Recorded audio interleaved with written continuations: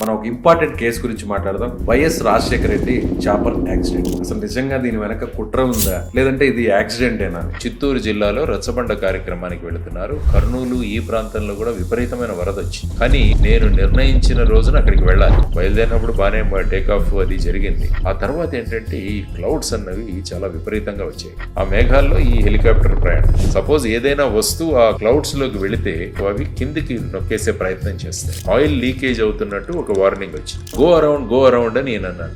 క్యా అని నేను అంటున్నాడు, అంతలోనే క్రాష్ సౌండ్ వస్తుంది. గూగుల్ మ్యాప్స్ చూస్తే ఒక పర్టికులర్ ఏరియాలో కొంత కాలిపోయినట్టు కనిపించింది. అప్పుడు చాలా రకరకాల ఆరోపణలు వచ్చాయి. హత్య చేశారని, వెనక కుట్ర ఉందని. యాక్సిడెంట్ అయిన పార్ట్స్ ఏవైతే ఉంటాయో వాటి మీద జరిగిన చేంజెస్ ఏవైతే ఉంటాయో, మార్పులు ఏవైతే, దాన్ని బట్టి ఫైనల్ కన్క్లూషన్ మేము తెచ్చిందంటే ఆ వెనకాల ఫ్యాన్ వెళ్ళి ఫస్ట్ ఒక చెట్టు కొట్టింది. అప్పట్లో కొన్ని వార్తలు కూడా వచ్చాయి. రాజశేఖర రెడ్డి గారు ప్లాన్ ఇచ్చారు. ఆ టైంలో ఆయనకు తెలియదు అసలు.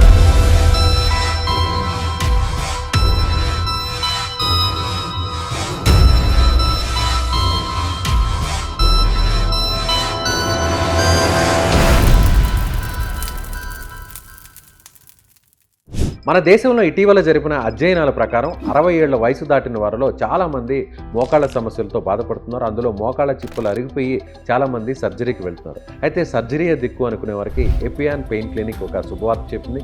ప్లాస్మా థెరపీ ద్వారా ఈ సమస్యకు చెక్ పెడుతుంది. సో ఇమీడియట్గా ఈ సమస్యతో బాధపడేవారు ఈ కింద నెంబర్కు కాల్ చేయండి. నమస్తే.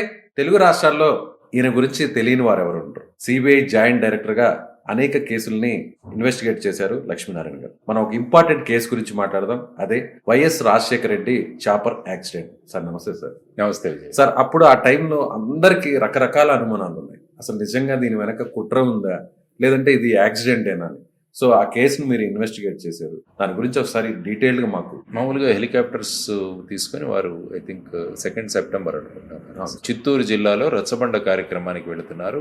ఆ సమయంలో మీరు చూసుకుంటే వర్షాలు విపరీతంగా, తర్వాత వచ్చేసి క్లౌడ్స్ అన్ని కూడా ఉండే, మేఘాలన్నీ కూడా మేఘావృతమైంది. క్యూములోనింబస్ క్లౌడ్స్ అనేవి ఇవి. అప్పుడు ఏమైందంటే బేసిక్ గా అప్పుడు చూసుకుంటే అదే రోజు కర్నూలు ఈ ప్రాంతంలో కూడా విపరీతమైన వరద వచ్చింది. కానీ వారు నేను నిర్ణయించిన రోజున అక్కడికి వెళ్ళాలి. ఎందుకంటే రచ్చబండ అనే కొత్త కార్యక్రమాన్ని ప్రారంభిస్తాను కాబట్టి నేను వెళ్ళాలి. పైలట్స్ వీళ్ళు కూడా క్లైమేట్ ఏదైనా సరిగా లేకున్నప్పుడు దాన్ని ఇండికేట్ చేయాల్సిన అవసరం. ఎయిర్ ఫోర్స్ లో పనిచేసిన వాళ్ళ ధోరణి ఎలా ఉంటుందంటే ఛాలెంజ్ ఏదైనా ఉంటే దాన్ని ఎదుర్కోవాలి.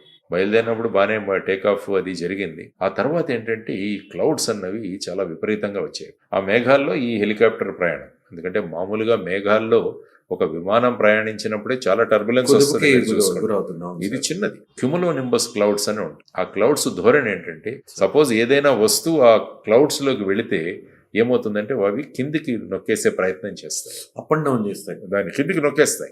తర్వాత ఏంటంటే ఆయిల్ లీకేజ్ అవుతున్నట్టు ఒక వార్నింగ్ వచ్చింది. దాని గురించి మాన్యువల్ లో చూడు అని చెప్పి ఆయన కో పైలట్ కి చెప్తున్నాడు. ఆ బ్లాక్ బాక్స్ ఈ కాన్వర్సేషన్ క్లియర్ గా ఉంది. ఆ తర్వాత ఏమైందంటే సడన్ గా కో పైలట్ గారు వెంటనే ఒక పెద్ద ఇది చేశారనమాట. గో అరౌండ్ అంటే ఈ పైలట్ భాషలో సాధారణంగా ఏంటంటే ఫర్ ఎగ్జాంపుల్ ఒక హెలికాప్టర్ హెలిప్యాడ్ లో ల్యాండ్ అవుతుంది అనుకుంది. కింద ఏదో ఒక ఆవు లేకుంటే కుక్క వచ్చింది అనుకోండి. అప్పుడు ఏం చేయాలంటే సడన్ గా ఈ హెలికాప్టర్ ను పైకి లేపుతారు. ఆ ప్రక్రియని గో అరౌండ్ అంటారు. సో అలా గో అరౌండ్ అని నేను అన్నాడు. క్యా అని నేను అంటున్నాడు, అంతలోనే క్రాష్ సౌండ్ వస్తుంది. సో అది అక్కడ పౌరాల గుట్టలో క్రాష్ అయిపోయింది. తర్వాత ఆచూకీ తెలియలేదు. మొత్తం రాష్ట్రం అంతా కూడా వారు మళ్ళా తిరిగి వస్తారు, ఏమైందో తెలియలేదు. మళ్ళా అనేక విషయాలు టీవీలో చూస్తే ఆయన ఎక్కడో దిగారని, అక్కడ ఎవరో పోయేవాళ్ళు ఎవరో కలిశారు, వారిని అక్కడి నుంచి బయటికి తీసుకొస్తున్నారు. ఇలా రకరకాలుగా మనం చూసాం, మేము కూడా వాచ్ చేస్తున్నాం. ఆ తర్వాత గూగుల్ మ్యాప్స్ చూస్తే ఒక పర్టికులర్ ఏరియాలో ఆ అడవిలో ఏదో కొత్త కాలిపోయినట్టు కనిపించింది.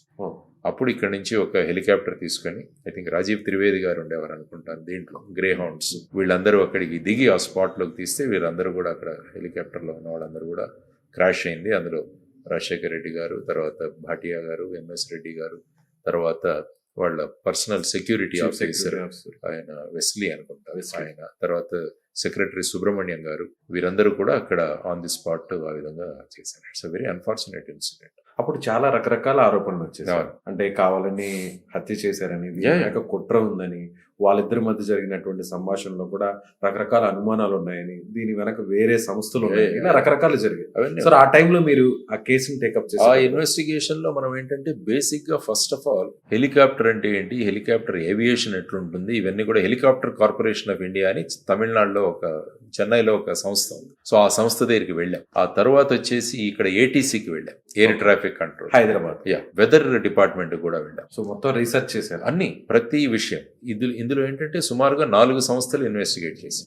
సిబిఐ, మేము DGCA, directorate general of civil aviation వాళ్ళు, ఆ తర్వాత వచ్చేసి మనకు బెంగళూరులో ఒక సంస్థ, వాళ్ళు ఏంటంటే ఈ విధంగా యాక్సిడెంట్ అయిన పార్ట్స్ ఏవైతే ఉంటాయో వాటి మీద జరిగిన చేంజెస్ ఏవైతే ఉంటాయో, మార్పులు ఏవైతే, దాన్ని బట్టి దీని మీద ఎంత ప్రెషర్ ఉంది అన్నదాన్ని కూడా నిర్ణయిస్తారు. ఇంకొకటి వచ్చేసి మెడికల్ టీమ్, అంటే వీళ్ళందరికీ మీద జరిగిన పోస్ట్ మార్టం. ఇలా 4-5 సంస్థలు చేసిన రిపోర్ట్స్ అన్ని తీసుకొని వచ్చిన ప్రతి యాంగిల్ ని కూడా ఇన్వెస్టిగేట్ చేశాం. మీరు అన్నట్టు కుట్రకోణం ఏవో సంస్థలు చేయించాయి.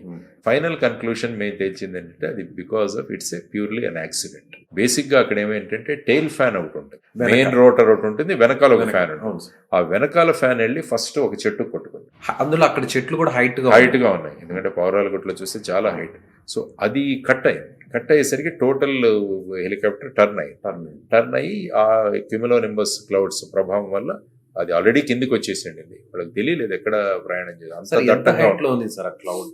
ఐ థింక్ వాళ్ళకు నిర్ధారించిన దగ్గర నుంచి ఇది సుమారుగా 25 అడుగులకు వచ్చేసింది. ఈ లీకేజ్ లేకుండా ఉంటే, ఒకవేళ యాక్సిడెంట్ జరగకుండా ఉండే అంటే ఏంటంటే అక్కడ చూస్తే ఒక కాన్సన్ట్రేషన్, వీళ్ళిద్దరు పైలట్ కో పైలట్ మధ్య చర్చ దీని గురించి మొదలైంది. త్వరగా అది కిందికి వస్తుందో అన్న అంచనా వేయలేకపోయారామో అన్నది ఒకటి.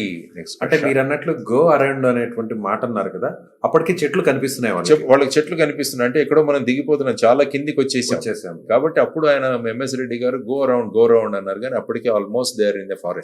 సో రావడం వల్ల వెళ్ళిపోయి ఎదురుగా ఉన్న కొండకు ఢీ కొట్టుకొని వాళ్ళు అక్కడ అన్ఫార్చునేట్ గా. ఎంత టైంలో జరిగిపోయింది సార్? ఎన్ని సెకండ్లు, ఎన్ని నిమిషాలు? కూడా ఒక ఫ్యూ సెకండ్స్ లో అయిపోయి ఉంటుంది అంతా కూడా. ఐ థింక్ 2-3 నిమిషాల్లోనే ఇది అయిపోయింది. ఎక్కడ రాజశేఖర రెడ్డి గారి వాయిస్ కానీ ఇక్కడ ఎందుకంటే అది కాక్పిట్ ఎలా ఉంటుందంటే ఉంటుంది, తర్వాత ప్యాసింజర్స్ కి విడిగా ఉంటుంది, ఆ మధ్యలో బ్లాక్ ఉంటుంది. వెదర్ వల్లనే మెజారిటీ ఆఫ్ ది యాక్సిడెంట్స్ అన్నవి జరుగుతాయి అన్నది. సో ఇది కూడా ఇట్స్ ఎ ప్యూర్ యాక్సిడెంట్ అన్నది అన్ని ఏజెన్సీస్ కన్క్లూడ్ చేసిన విషయం. Thank you sir. Thank you.